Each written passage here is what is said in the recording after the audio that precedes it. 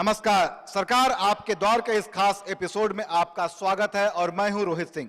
जैसा कि आप जानते हैं, हमारे इस खास कार्यक्रम जिसका नाम है सरकार आपके द्वार, इसके माध्यम से प्रदेश सरकार द्वारा जो तमाम योजनाएं प्रदेश के तमाम जनपदों में चलाई जा रही है, उनकी जमीनी हकीकत क्या है, ये जानने की कोशिश करते हैं हम।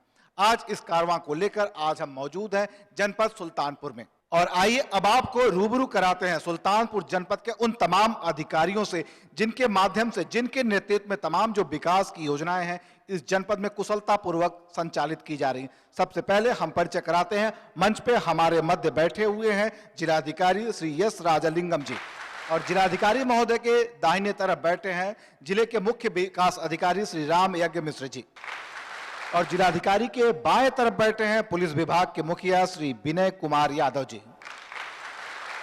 और परिचय के बाद अब आइए बात करते हैं तमाम विकास योजनाओं के बारे में। सबसे पहले हम बात करेंगे जिलाधिकारी महोदय से और आपसे जानने की कोशिश करेंगे प्रदेश सरकार द्वारा तमाम जो विकास की योजनाएं चलाई जा रही, आपके जनपद सुल्तानपुर में कौन कौन सी प्रमुख योजनाएं हैं और किस तरह से उनका संचालन किया जा रहा है।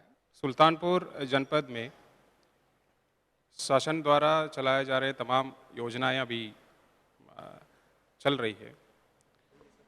इसको मैं सेक्टर वाइज बांट के मैं बताना चाहूँगा। जैसे कृषि क्षेत्र में आपका हरित क्रांति योजना जो चल रहा है, इसके अलावा RKVY के अंतर्गत जो उसके कृषि एवं कृषि से जुड़े हुए सेक्टर्स हैं, आपका हॉर्टिकल्चर विभाग है, इरिगेशन विभाग है, माइनर इरिगेशन है, उससे जुड़े हुए तमाम योजनाएं यहाँ पे चल रही है। हॉर्टिकल्चर में राष्ट्रीय बागवानी मिशन के अंतर्गत इस जिले में योजना चलाई जा रही है। इसके अलावा पशुपालन विभाग में कामधेनु, मिनी कामधेनु, माइक्रो कामधेनु योजना भी यहाँ चलाई जा रही है। पोल्ट्री को बढ़ावा देने के लिए यहाँ पे कुक्कुट विकास योजना भी इस जनपद में लागू है। इंफ्रास्ट्रक्चर को लेके यहाँ पे ओवरब्रिज, 2 मुख्य ओवरब्रिज अभी निर्माणाधीन है। कुछ ओवरब्रिज पिछले विगत वर्ष चालू भी हो गया है।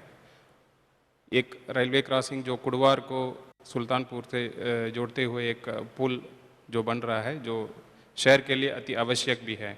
इसके अलावा जो हमारे नौजवान हैं, उनके स्किल डेवलपमेंट को लेके उनको अपने पैर में खड़े होने के लिए और एक एंटरप्रेन्योरशिप एटीट्यूड डेवलप करने के लिए स्किल डेवलपमेंट मिशन चलाया जा रहा है। इसमें जो भी नौजवान है, जो भी स्किल सीखना चाहते हैं, वो इसमें एनरोल करके अपना स्किल वो बढ़ा सकते हैं। सोशल वेलफेयर डिपार्टमेंट में तमाम योजनाएं जो है हम चला रहे हैं। ख़ास तौर पे गरीब, निराश्रित, विधवाएं और विकलांगजन, इनके बढ़ावा के लिए तमाम सहायता इनको दी जा रही है। और इस किसी भी स्कीम में जो कवर नहीं होते हैं, उनको समाजवादी पेंशन योजना के अंतर्गत कवर करके उनको भी आर्थिक सहायता दी जाती है। किसान के हित में जो तमाम योजनाओं के साथ साथ उनके साथ जो दुर्घटना हो जाती है, परिवार की आर्थिक स्थिति बहुत कमज़ोर हो जाता है, इसके दृष्टिगत किसान दुर्घटना बीमा योजना भी चलाया जा रहा है। और जो जिनके पास ज़मीन नहीं है, जो किसान नहीं है, उनके लाभ के लिए आम आदमी बीमा योजना भी चलाया जा रहा है। जहाँ किसान की बात है, उनको अभी इस साल DBT योजना के अंतर्गत डायरेक्ट बेनिफिट ट्रांसफ़र, यानी किसान के खाते में सीधे सब्सिडी की धनराशि ट्रांसफ़र हो जाएगा। उसके अंतर्गत हम लोग उनको रजिस्टर कराते हैं।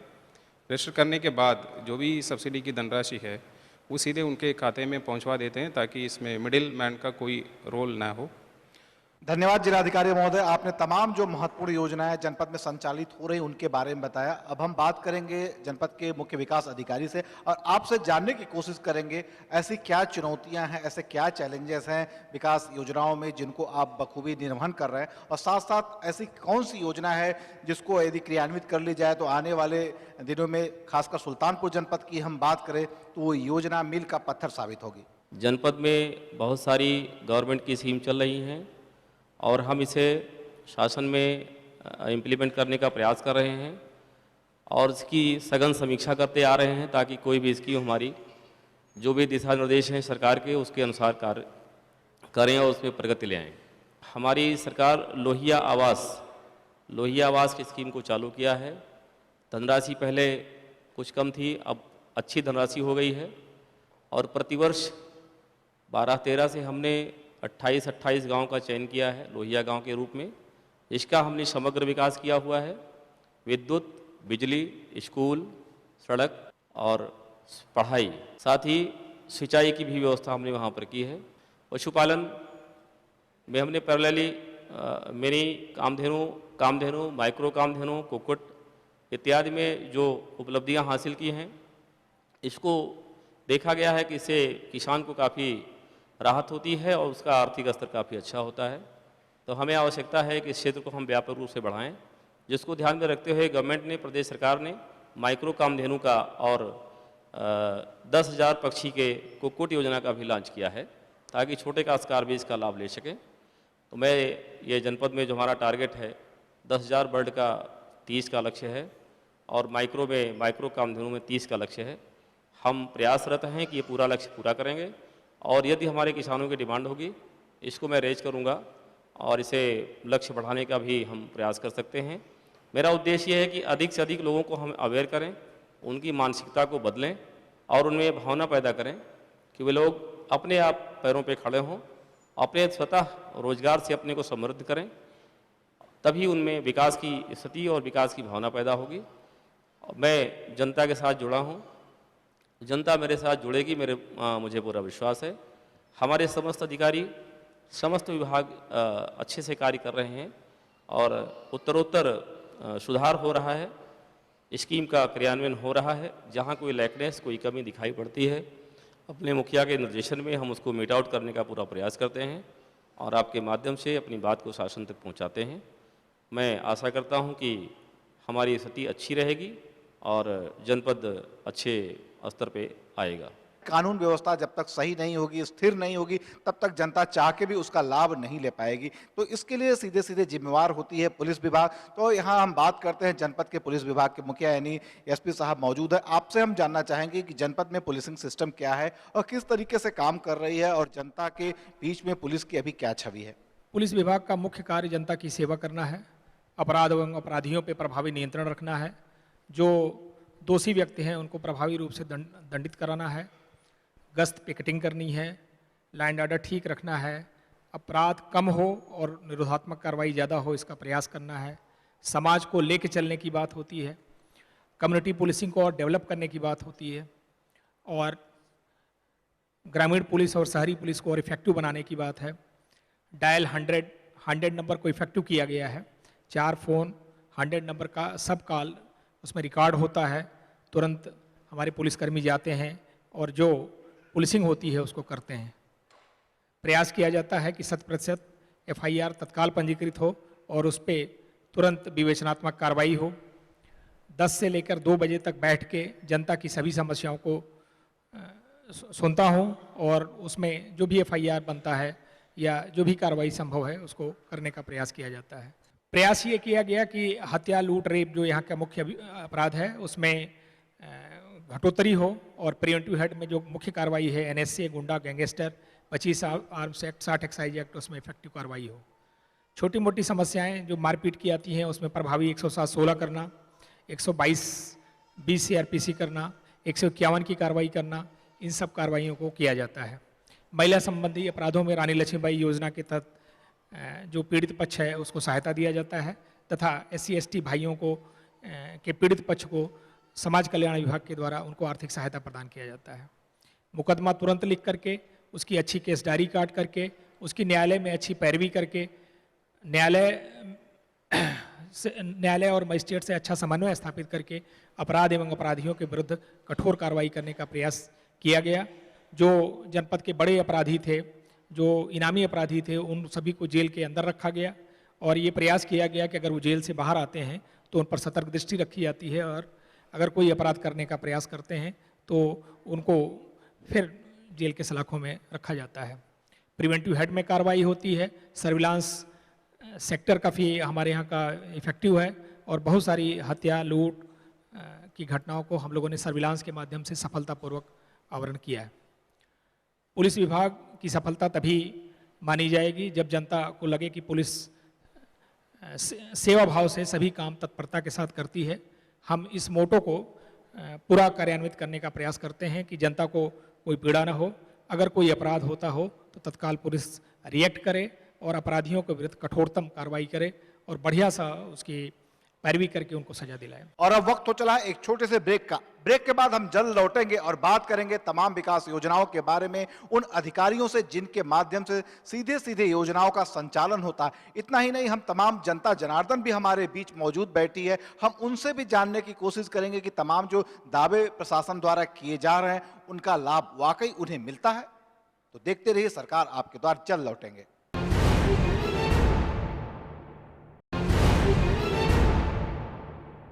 ब्रेक के बाद आपका स्वागत है कार्यक्रम सरकार आपके द्वार में। ब्रेक में जाने से पहले अभी हम मंच पर बैठे अधिकारियों से बात कर रहे थे, उन्होंने तमाम योजनाओं के बारे में बताया। अब हम बात करेंगे तमाम जो विभागीय अधिकारी हमारे बीच में मौजूद है, उनके विभाग की जो योजनाएं हैं इस जनपद में कैसे चल रही हैं। सबसे पहले हम बात करेंगे मुख्य चिकित्सा अधिकारी महोदय से और जानने की कोशिश करेंगे कि आपके जनपद में जो स्वास्थ्य विभाग की जो तमाम योजनाएं हैं किस तरह से उनका क्रियान्वयन हो रहा है। स्वास्थ्य विभाग जनता से जुड़ा विभाग है और ये विभाग माननीय मुख्यमंत्री जी की प्राथमिकताओं में है और इस विभाग के लिए माननीय मुख्यमंत्री जी ने ऐसी योजनाएं चलाई हैं जनता से जुड़ी हुई हैं जिनका लाभ जनता को मिल रहा है। सुल्तानपुर में ये 102 और 108 एम्बुलेंस सेवा सबसे महत्वपूर्ण सेवा है जिसका लाभ सीधे जनता को मिल रहा है, चाहे वो गरीब हो अमीर हो किसी भी कैटेगरी का हो। और हमारे जनपद में 108 सेवा 23 गाड़ियाँ उपलब्ध हैं जो हर समय सेवा के लिए उपलब्ध हैं। इसी तरह 102 एम्बुलेंस जो है करीब 35 गाड़ियाँ हमारे यहाँ हैं जो हर स्वास्थ्य केंद्रों पर जिले पर गर्भवती महिलाओं के लिए है। 108 सेवा जो है इमरजेंसी के लिए है और 102 जो है गर्भवती महिलाओं को लाने और ले जाने के लिए है। स्वास्थ्य केंद्रों पर प्रसव के लिए ले जाती हैं फिर वापस लाती हैं। तो ये सेवा हमारी एम्बुलेंस की बहुत महत्वाकांक्षी योजना है जो सफलतापूर्वक चल रही है। इसके अतिरिक्त बहुत महत्वपूर्ण योजना है जननी सुरक्षा योजना, जिसके अंतर्गत हम जो हमारी गर्भवती महिलाएँ हैं उनको जननी सुरक्षा योजना के अंतर्गत स्वास्थ्य केंद्रों पर लाते हैं, सुरक्षित प्रसव कराते हैं, वहाँ रोकते हैं। रोकने के बाद उनको वहाँ भोजन की व्यवस्था निःशुल्क, दवा की व्यवस्था निःशुल्क, इसके पहले जो हम उनकी चेकअप करते हैं उसमें जांच की व्यवस्था निःशुल्क है। फिर डिलीवरी के बाद 48 घंटे रुकने के बाद वापस 102 से घरों पर छोड़ते हैं फ्री। तो ये निःशुल्क सेवा है जिसका लाभ जनता को मिल रहा है। इसी तरह से जननी शिशु सुरक्षा कार्यक्रम में भी यही जाँच, उपचार, भोजन गर्भवती के लिए ही है डिलीवरी के बाद। तो ये सुविधा भी हमारे जनपद में ठीक प्रकार से चल रही है जिससे जनता को लाभ मिल रहा है। हमारे भी तमाम जनता जनार्दन भी मौजूद है, हम आइए उनसे ही जानने की कोशिश करते हैं कि अभी आपके स्वास्थ्य विभाग के जो मुखिया थे वो काफ़ी दावे कर रहे थे, खासकर महिलाओं के बारे में, जननी सुरक्षा योजना के बारे में। तो तमाम महिलाएं बैठी हैं, हम आपसे जानने की कोशिश करेंगे कि जननी सुरक्षा योजना का क्या आपको लाभ मिला है तो किस तरह से। एम्बुलेंस से आए थे, एम्बुलेंस से गए थे और कोई पैसा नहीं लगा, सरकारी सभी दवा हुई। कुछ पैसे भी मिला था? हाँ, 1400 रुपये मिला। हमें जब डिलीवरी पेन हुआ तो हमारे हस्बैंड ने CHC से एम्बुलेंस 102 पे कॉल किया, फिर उसके बाद एम्बुलेंस आई, फिर उसके बाद हम गए, फिर वहाँ अच्छे से हमारी डिलीवरी हुई, सारी नर्सें जो थी सब अच्छे से देखभाल हुआ। फिर उसके बाद हम तीसरे दिन वापस घर आए और बढ़िया से मतलब वहाँ खाना पीना, नाश्ता, ब्रेकफास्ट ये सब वगैरह वगैरह मिला। उसके बाद मेडिसिन्स मिली और तीसरे दिन हम वापस आए घर और उसके बाद हमको उसके बाद 1400 रुपये मिला। अब हम बात करते हैं कृषि विभाग की तमाम योजनाओं के बारे में, क्योंकि ये पूर्वांचल का एरिया है, खेती बाड़ी पे काफ़ी कुछ निर्भर करता है। तो ऐसे में जो कृषि है यहाँ के जो मुख्य व्यवसाय एक प्रकार से कहा जा सकता है। तो हम बात करते हैं जनपद के कृषि विभाग के अधिकारी से और जानने की कोशिश करते हैं कि प्रदेश सरकार द्वारा जो तमाम कृषि विभाग की जो योजनाएं हैं इस जनपद में किस तरह से संचालित हो रही हैं। ये वर्ष जो है उत्तर प्रदेश सरकार द्वारा किसान वर्ष के रूप में घोषित किया गया है, जिसमें बहुत ही सारी कई महत्वपूर्ण योजनाएं किसानों के लाभ हित में जारी की गई हैं, जिसमें मुख्य रूप से सर्वप्रथम हमारी योजना DBT की है। DBT का किसानों का उद्देश्य यह है कि सीधे किसानों के खाते में अनुदान स्थानांतरण किया जाता है, आरटीजीएस उनके खाते में सीधे जाता है। और इसके तहत लगभग जो है 11,000 कुंटल बीज वितरित किया गया है इस वर्ष, और कुल 20,451 फार्मर्स को जो है लाभ पहुंचाया गया है, जिनके सीधे खाते में जो है 15 दिन से लेकर के 20 दिन के अंतर्गत पैसा अनुदान का ट्रांसफ़र कर दिया गया है। इस वर्ष जो है चूँकि कुछ सूखा भी घोषित हुआ है प्रदेश, इसलिए अब तक 1,400 रुपये कुंटल गेहूं के बीज पर अनुदान दिया जाता था। इस वर्ष 2,000 रुपये पर कुंटल 600 रुपये और बढ़ाया गया है। सूखा राहत के अंतर्गत जो है अनुदान दिया गया है कृषकों के, जो कि खाते में उनके भेज दिया गया है। तो ये बहुत ही महत्वपूर्ण योजना है डीबीटी, और ये जानकर बड़ा खुशी होती है कि पूरे देश में उत्तर प्रदेश सरकार द्वारा प्रथम जो है पहला राज्य ये है जहाँ पर डीबीटी योजना कृषि विभाग लागू किया। उस पर जो है सरकार का तथा जो है किसानों की तरफ से जो है काफ़ी अच्छी योजना है, जो कि हर तरफ से भूर भूर प्रशंसा इसकी हो रही है। दूसरी हमारी महत्वपूर्ण योजना है कृषि यंत्रीकरण का, जिसके अंतर्गत 2,697 कृषि यंत्र, जिसमें जो है रोटावेटर, पंपिंग सेट, सिंचाई पाइप, सोलर पंप, इसके अलावा छोटे कृषि यंत्र जैसे स्प्रे मशीन है, पावर स्प्रे मशीन है, इस तरह के सब जो है छोटे छोटे कृषि यंत्र जो छोटे किसान से लेकर के बड़े कृषकों के बीच में वितरित किया गया, और उनके अनुदान की धनराशि उनके खाते में ट्रांसफ़र की गई। इसी तरह से एक हमारी महत्वपूर्ण योजना जो है उत्तर प्रदेश सरकार द्वारा चलाई गई है सोलर पंप की योजना, जिसमें जो है यहाँ के 34 कृषकों को लाभान्वित किया गया है, जिसमें 2 हॉर्स पावर के 17, 3 हॉर्स पावर के 15 तथा 5 हॉर्स पावर के जो है एक कृषक को लाभान्वित किया गया है, जो कि 75% छूट पर जो है उनके दिया गया है। ये छूट जो है एट सोर्स जो है काट करके ही उनसे ड्राफ्ट लिया गया है 1/4 पैसा का। इसके अलावा हमारी योजना जो महत्वपूर्ण चल रही है, उसमें मुख्य रूप से एक उत्तर प्रदेश सरकार द्वारा महत्वपूर्ण योजना जो चलाई गई है वो एग्री जंक्शन की है। जो हमारे कृषि स्नातक हैं, बेरोजगार हैं, उनको जो है रोजगार देने के उद्देश्य से 2 हफ्ते की ट्रेनिंग दे करके और उनको कृषि विभाग की तरफ से जो है 5% ब्याज पर लोन दिलाने का प्रावधान है, और 1 साल का जो है उनके जहाँ पर ये इस्टेब्लिश करेंगे उनके दुकान का किराया देने का प्रावधान है। कुल 14 जो है कृषि स्नातक को लाभान्वित किया गया है। अभी कृषि विभाग के अधिकारी जो तमाम योजनाएं जनपद में चल रही उसके बारे में बता रहे थे। एक बार फिर से हम चलते हैं जनता जनार्दन की ओर, वही बताएगी कि वाकई में जो दावे किए जा रहे हैं इस जनपद में अधिकारियों के द्वारा उनमें कितना दम है। तो आप बताएं, क्या कृषि विभाग की जो तमाम योजनाएं अभी बताई गई उनमें से किसी का लाभ आपको कभी मिला है? सर, हम ब्लॉक गए, 1 कुंटल हमको गेहूँ मिला, 3,000 रुपये वहाँ जमा किए, उसके बाद 15 दिन के अंदर हमारा 3,000 रुपये सर वापस हो गया। सर हमको पता लगा कि रजिस्ट्रेशन कराया जाएगा तब आपको बीज मिलेगी, तो हमने रजिस्ट्रेशन कराया। उसके बाद जो है गया ब्लॉक, रजिस्ट्रेशन कराने के बाद हमको 1 कुंटल गेहूँ मिला। उसके बाद जो है गेहूँ लेने के बाद चले यार रजिस्ट्रेशन जमा कर दिए। उसके बाद हमारे खाते में 15 दिन के बाद पैसे पहुँच गया था 3,000 रुपये। 3,000 रुपये आपके खाते में आ गया? हाँ सर। फिर बाद में से उसमें कोई कुछ कमीशन वगैरह तो मांगने नहीं आया? कुछ नहीं सर, कुछ नहीं मांग गया सर। ब्लॉक कर्मचारी तो हमको बताया गया कि आप शेड्यूल से बुआई करेंगे तो आपको फ़ायदा मिलेगा, तो उसकी जानकारी के लिए हमको बाहर ले गया। बाहर गए, हम वहाँ देखे तो उसका लाइन सोइंग बोने से उसका फ़ायदा हमको दिखाई दिया। कम बीज लगता है, कम खाद लगती है, और शेड्यूल जब खरीदा तो हमको उसका अनुदान भी मिला। रजिस्ट्रेशन कराया अपना, उसके बाद हमें बैटरी चलित मशीन की ज़रूरत थी दवा छिड़कने के लिए। मैं प्राइवेट से ख़रीदा इसको 3,600 रुपये में, और उसके बाद बिल वाउचर सहित किसी रक्षा इकाई पे जमा कर दिया। इससे फिर मेरे खाते में 1,800 रुपये ट्रांसफ़र हो गई। प्रदेश में जो कृषक दुर्घटना बीमा योजना लागू है उसका इस जनपद में भी काफी किसान परिवारों को लाभ मिला है। उसके बारे में यहाँ के तहसीलदार महोदय मौजूद हैं, हम आपसे जानने की कोशिश करेंगे किस तरह से ये जो किसान परिवारों को दुर्घटना के समय जो प्रदेश सरकार द्वारा जो लाभ दिया जाता है बीमा का, ये क्या है, किस तरह से लोगों को मिल रहा है? कृषक बीमा दुर्घटना प्रदेश सरकार की एक महत्वाकांक्षी योजना है। यह योजना जमीन रखने वाले उन कृषकों को दुर्घटना के समय उपलब्ध कराई जाती है। प्रत्येक ऐसे कृषक जिनकी उम्र 18 वर्ष से 69 वर्ष की होती है, उनके पास जो भी भूमि थोड़ी मोड़ी रहती है, उसी आधार पर उनको कृषक मानते हुए प्रदेश सरकार ने इसकी सीमा 5 लाख रुपया उनके आश्रितों को देने की व्यवस्था की गई है। यह राजस्व विभाग के स्तर से यह योजना पूर्ण रूप से संचालित होती है। इसकी बेसिक कड़ी हमारा लेखपाल होता है।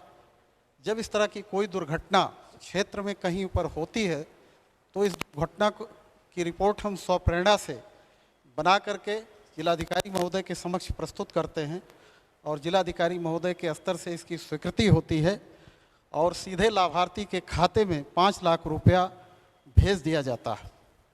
इस प्रकार से प्रदेश सरकार ने अपने कार्यकाल में यह योजना का धनराशि बढ़ा करके कृषकों के लिए एक बहुत महत्वपूर्ण योजना चालू किया है, जिससे कि हमारे जनपद के बहुत सारे कृषक इसके आश्रित इससे लाभान्वित होते रहते हैं।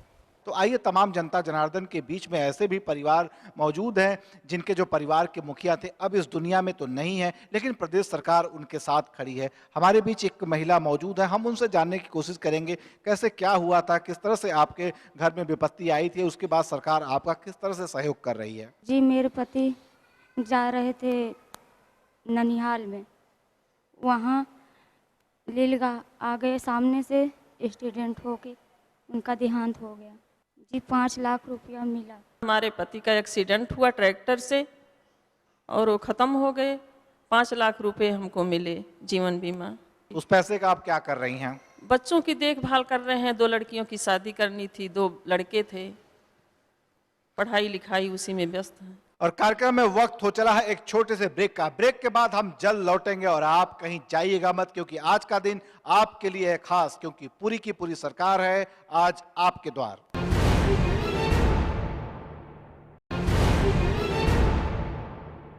ब्रेक के बाद आपका स्वागत है कार्यक्रम सरकार आपके द्वार में। अब तक हम बात कर रहे थे तमाम विकास योजनाओं की, हमने बात किया खेती बाड़ी की बात की, स्वास्थ्य विभाग की बात की, और अब बात करते हैं ऐसी योजना की जिसके माध्यम से प्रदेश सरकार जो युवा हैं, पढ़े लिखे लोग हैं, उनको रोजगार देने का काम कर रही है, यानी कौशल विकास मिशन योजना। इसके तहत प्रदेश सरकार काफ़ी संख्या में जो छात्र छात्राएं हैं उनको प्रशिक्षण देकर उनका जो कौशल है उसको डेवलप करती है और उनको रोजगार देने का काम करती है। तो इस योजना का क्या स्थिति अभी इस समय सुल्तानपुर जनपद में, इसके बारे में यहाँ के जो नोडल अधिकारी हैं हम आपसे जानने की कोशिश करेंगे कि इस योजना का क्या फीचर अभी आपके जनपद में है। माननीय मुख्यमंत्री जी का बहुत ही ज़्यादा जोर है कि हमारे प्रदेश के लोग स्किल डेवलपमेंट करें, और माननीय मुख्यमंत्री जी देश विदेश जाते रहते हैं और जगहों पे देख के आके यहाँ पे क्रियान्वयन करना चाह रहे हैं।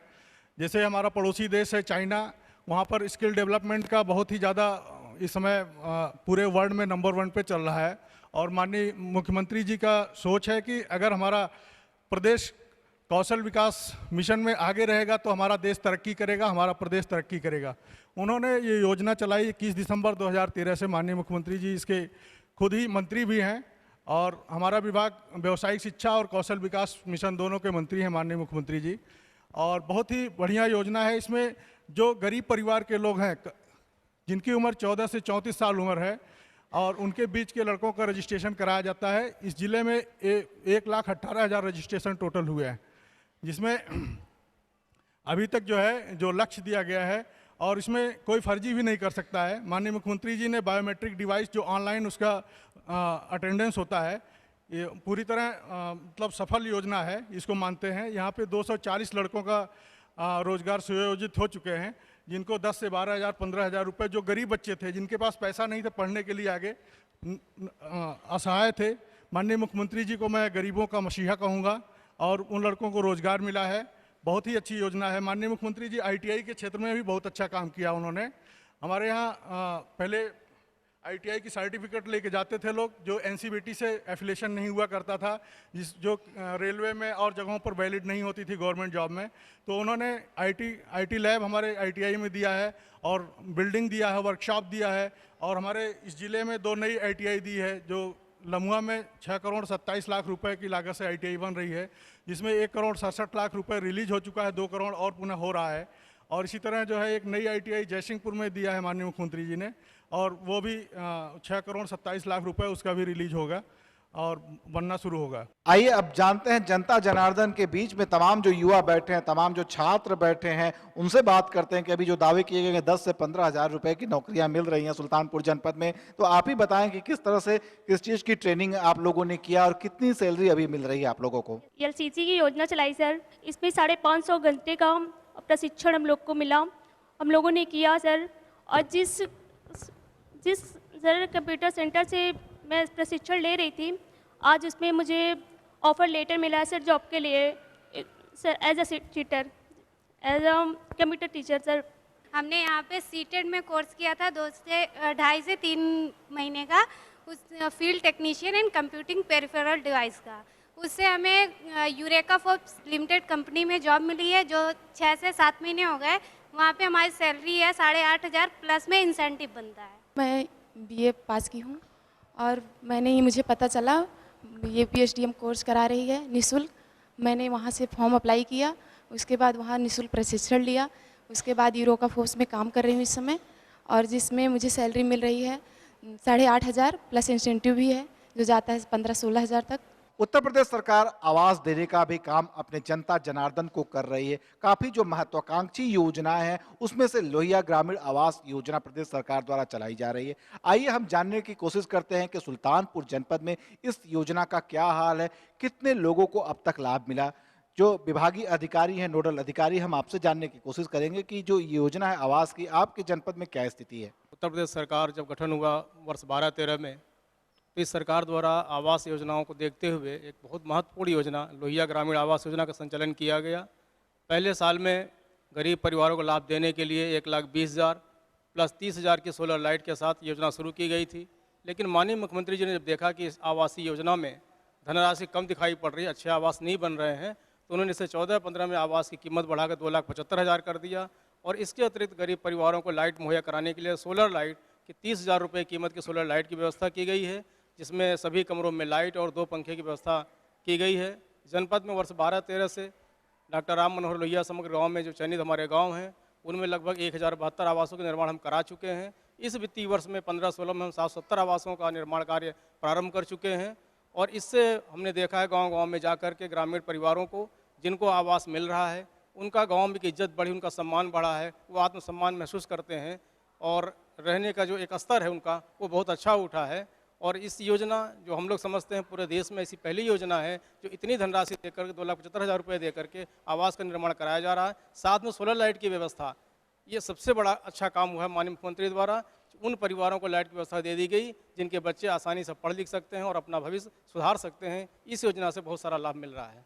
जनता के बीच में तमाम लोग मौजूद हैं, हम उनसे जानने की कोशिश करेंगे कि ये जो लोहिया ग्रामीण आवास योजना है किस तरह से आपको मिली और अभी क्या स्थिति, क्या उसमें आपने रहना शुरू कर दिया है या अभी बन ही रहा है।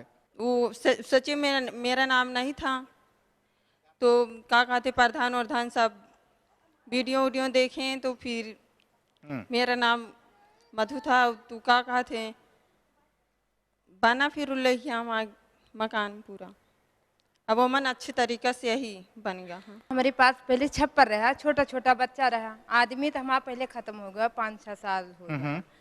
ओकरी बाद जो नहा हो गया तो ओकरी बाद हम अपन लड़का पालना करे लगन मड़ही धई के, और ओकरी बाद जो लोहिया गांव हो गया तो हम वह पैसा पाए तो अपन कॉलोनी बनवा दिया। कॉलोनी बनवाए के बाद जो ना अब हम रहने लगी, केवाड़ा पल्ला सब भी लग गया, रंगाई पताई कर दिया। मकान सर हमारे पास नहीं था,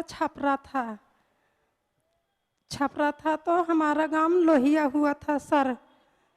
तो बीडीओ साहब और सब प्रधान हरे सर सब देखने गया था, तो हमारा छपरा था, तो हमका लोहिया आवास मिला था 2,75,000, उसी में सर हमारा सब बना था। आवास योजना के बाद अब हम बात करते हैं छात्र छात्राओं के लिए प्रदेश सरकार की जो तमाम योजनाएं हैं। इस सरकार की यदि हम बात करें तो छात्रों को लैपटॉप देकर जो पढ़ाई लिखाई से एक प्रकार से कहा जाए पूरी दुनिया में अपने आप को अकेला पाते थे, तो लैपटॉप के कारण वो अब अपने आप को पूरी दुनिया से नज़दीक पाते हैं। और छात्राओं की बात करें तो कन्या विद्याधन के माध्यम से वो अपनी पढ़ाई को आगे रखी हुई हैं। तो जनपद सुल्तानपुर में इस दोनों योजनाओं की क्या स्थिति है, इसके बारे में हम बात करते हैं यहाँ के DIOS महोदय से और जानने की कोशिश करते हैं कि क्या वस्तु स्थिति है अभी आपके जनपद में। वर्ष 2012 में शासन द्वारा 2 फ्लैगशिप योजनाओं का प्रारंभ किया गया, जिसमें एक निःशुल्क लैपटॉप वितरण योजना और दूसरा कन्या विद्याधन योजना। पहली योजना की मैं बात कर रहा हूं। प्रदेश स्तर पर लगभग 15 लाख से ज़्यादा बच्चों को निःशुल्क लैपटॉप वितरण किए गए। उसी कड़ी में जनपद सुल्तानपुर में 39,100 छात्र छात्राओं को, जिन्होंने वर्ष 2012 की यूपी बोर्ड की समकक्ष परीक्षाएं उत्तीर्ण की थी, उन्हें निःशुल्क दिया गया। ये लैपटॉप वितरण divide of any caste, creed, religion, income, इसके आधार पर दिया गया। इसका फीडबैक जो हमें प्राप्त हुआ, उसमें हमने पाया कि उच्च शिक्षा संस्थानों में, महाविद्यालयों में प्रवेश को लेकर के काफ़ी शासन को, सरकार को सीटों को बढ़ाना पड़ा। शिक्षा के प्रति लोगों की रुझान बढ़ी और इंफॉर्मेशन टेक्नोलॉजी और तमाम तकनीकी शिक्षा के क्षेत्र में बच्चे अपने को समर्थ पाए।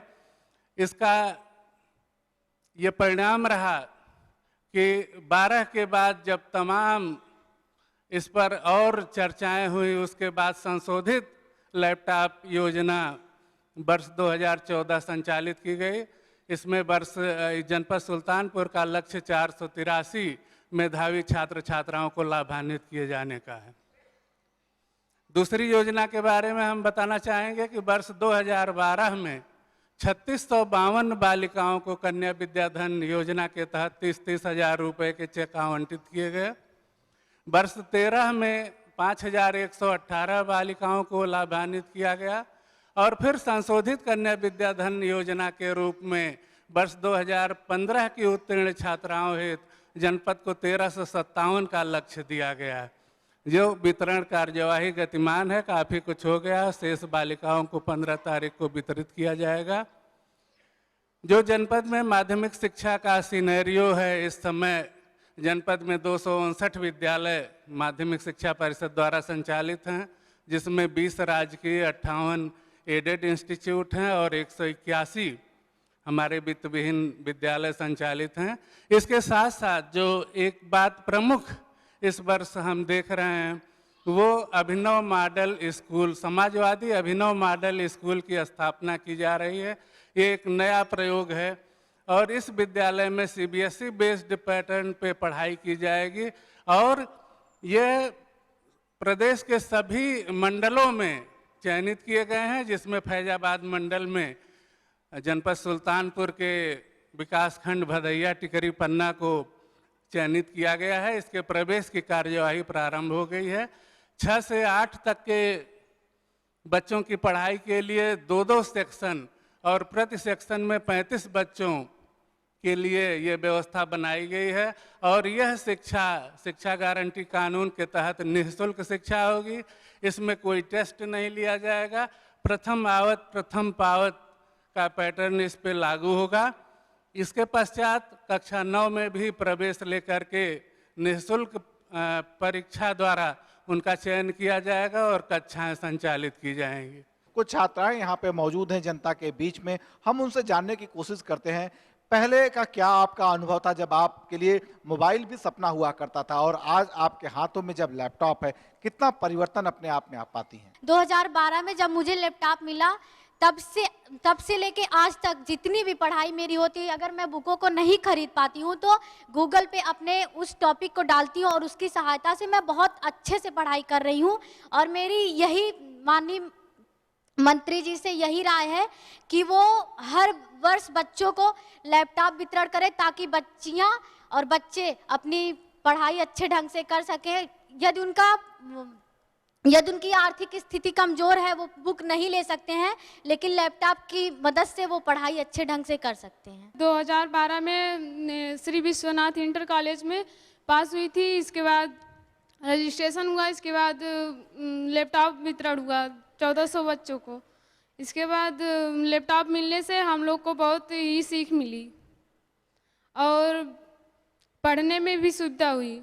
अगर बुक नहीं रहती है तो गूगल पे सर्च करते हैं, इसके बाद उस पर हमारा आ जाता है। तमाम यहाँ पे छात्राएं मौजूद हैं, हम उनसे जानने की कोशिश करते हैं कि कन्या विद्याधन के माध्यम से वो अपनी पढ़ाई को कैसे आगे बढ़ा रही हैं और कितना महत्व है इस योजना का आपके जीवन में। जैसा कि हम लोगों को विद्या कन्याधन मिलने से बहुत लाभ मिला है। जैसा कि हम लोगों के माँ बाप की कमजोरीपन को दूर किया है, अपने पढ़ाई में अत्यंत सुविधा मिली है। जैसा कि हम लोग के पास साइकिल की सुविधा नहीं थी तो साइकिल की सुविधा मिली, और जैसा कि हम लोगों के पास बुक खरीदने के लिए पैसा नहीं थे तो उससे हम लोगों को बहुत लाभ मिला। जैसा कि हमारे विद्यालय में 250 बालिकाओं को आप अपनी बात बताइए, आगे पढ़ाई कर रही हैं या मम्मी पैसा ले नहीं दी? सर, पढ़ाई कर रहे हैं। मम्मी ने तो पैसा नहीं लिया उसमें से कुछ? नहीं, अपने पैसे से अब की बार एडमिशन कराए हैं। कन्या विद्याधन मिलने से बहुत लाभ हुआ और मेरे पापा मम्मी की जो कमजोरी थी थोड़ा बहुत वो दूर हो गई, और मुझे मेरे मतलब किताब उताब की जो प्रॉब्लम थी वो मैंने अपने पैसे से ख़रीद लिया है, और साइकिल की कुछ प्रॉब्लम थी तो वो मैंने इसी से ले लिया।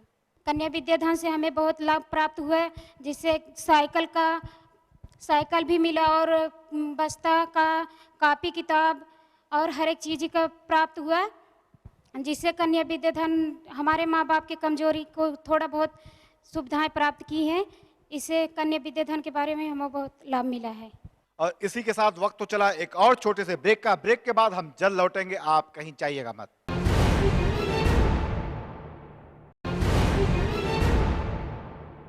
ब्रेक के बाद एक बार फिर स्वागत है आपका कार्यक्रम सरकार आपके द्वार में। अभी तक हमने तमाम विकास योजनाओं के बारे में बात की, विस्तार से बात की। तमाम जो विभागीय अधिकारी हैं उन्होंने अपनी अपनी योजनाओं के बारे में बात किया।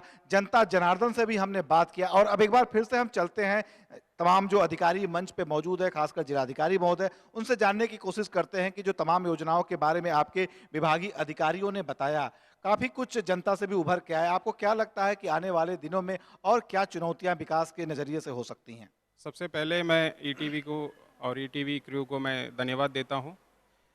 इसमें जो योजनाओं के बारे में विभाग के अधिकारीगण ने जो बताया था, और जो लाभार्थी के स्तर से और आम जनता के स्तर से जो सुझाव आया, जो शिकायत के रूप में जो सुनने को मिली है, उस पर मैं व्यक्तिगत रूप से उस समस्याओं के बारे में जानूंगा, जांच करूंगा, और वाकई में कोई पात्र है, किसी का नाम छूट गया हो तो उनको जो सरकार की योजना का लाभ उन तक पहुंचाने के पूरे प्रयास रहेंगे।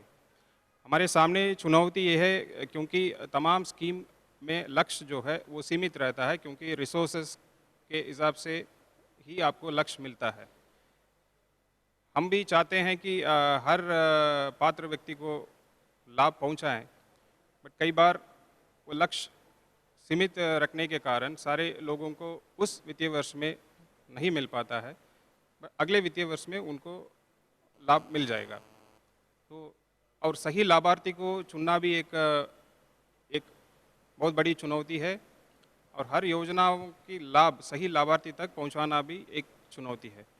सो हम इसलिए जिला स्तरीय टीम और क्रॉस चेकिंग, काउंटर चेकिंग करते हैं। जैसे कोई भी स्कीम इम्प्लीमेंटेशन के बाद दूसरे विभाग के अधिकारी से उसका क्रॉस चेकिंग करते हैं, वो गांव के स्तर पे वो कैसे इम्प्लीमेंट किया जा रहा है, उसका क्या गुणवत्ता है, इसका भी हम समय समय पर उनसे रिपोर्ट भी लेते रहते हैं, और जहां कमी आती है संबंधित अधिकारी के खिलाफ कार्रवाई भी करते हैं और उस त्रुटि को सुधार भी करते हैं।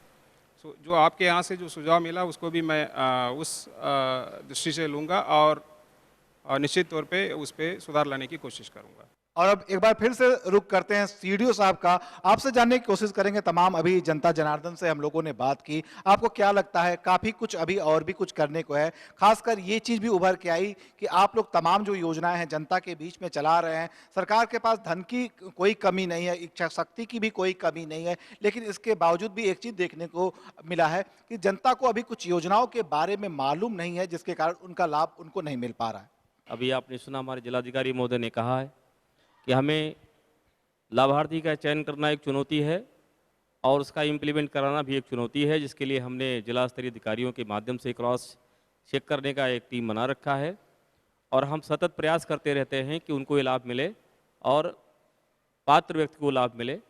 जैसा कई शिकायतें बीच में मिलती रहती हैं कि अपात्र को लाभ मिल गया तो उसकी हम जाँच कराते हैं, और यदि अपात्र को मिला है तो उसको निकाल करके कार्यवाही करते हुए पात्र को लाभ दिलाने का हम प्रयास करते हैं। मेरी पूरी मंशा है, सरकार की मंशा है कि मैं अपनी स्कीम को ठीक से क्रियान्वित करूं और जो लाभार्थी हैं, जो पात्र लाभार्थी हैं, उनको लाभान्वित किया जाए ताकि उनकी स्थिति में सुधार हो।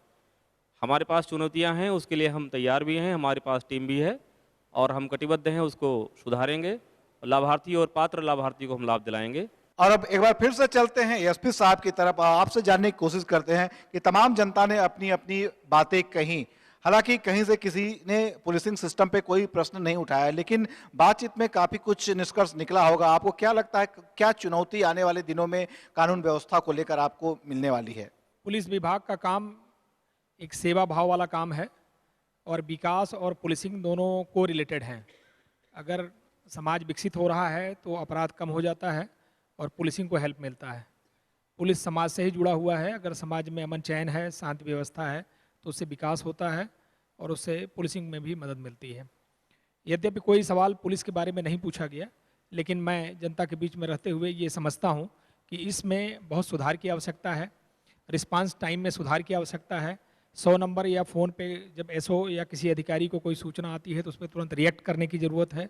और इनकी जो ज़मीन संबंधी, सुल्तानपुर में ज़मीन संबंधी मैटर बहुत आता है, तो इसको थाने लेवल पे, तहसील लेवल पे, समाधान दिवस लेवल पे, तहसील दिवस लेवल पे इसको पॉजिटिवली हल करने की ज़रूरत है ताकि जनता को कोई अप्रिय स्थिति का सामना न करना पड़े। साथ ही साथ पुलिसिंग को और इफ़ेक्टिव करने की ज़रूरत है और जो अपराध हो रहे हैं उसको और कम करने की ज़रूरत है। सामुदायिक पुलिसिंग को और बढ़ावा देने की ज़रूरत है और लॉ एंड ऑर्डर और नॉर्मल पुलिसिंग में भी और इफेक्टिवनेस और ले आने की ज़रूरत है। तो हम उस दिशा में आगे बढ़ेंगे और प्रयास करेंगे कि ज़्यादा इफेक्टिव पुलिसिंग रहे, पब्लिक को लगे कि पुलिस का रिस्पांस टाइम बहुत अच्छा है और अपराधियों पर प्रभावी नियंत्रण रहे। ईटीवी की मैं सराहना करना चाहूँगा कि उन्होंने एक बहुत ही सराहनीय प्रस्तुति रखा है जिसमें जनता और प्रशासन के लोगों का संवाद इन्होंने स्थापित किया है और बहुत सारी अच्छी अच्छी चीज़ें इस मीटिंग के दौरान आई हैं। उन सभी को हम लोग सॉल्व करने का पूरा प्रयास करेंगे। और इसी के साथ कार्यक्रम सरकार आपके द्वार को आज यहीं समाप्त करते हैं, लेकिन उससे पहले हम मंच पे मौजूद तमाम अधिकारियों का, खासकर जिलाधिकारी महोदय, सीडीओ महोदय और एसपी साहब का धन्यवाद ज्ञापित करते हैं। साथ साथ तमाम जो जनता जनार्दन दूर दूर से आई है और विभागीय अधिकारी सभी लोग आए हैं, एक मंच पर बैठ के हमने एक दूसरे की समस्याओं को सुना, हम सभी लोगों का आभार व्यक्त करते हैं। तो दीजिए टीम पूरी इजाजत को, कल फिर मिलेंगे इसी समय सरकार आपके द्वार में।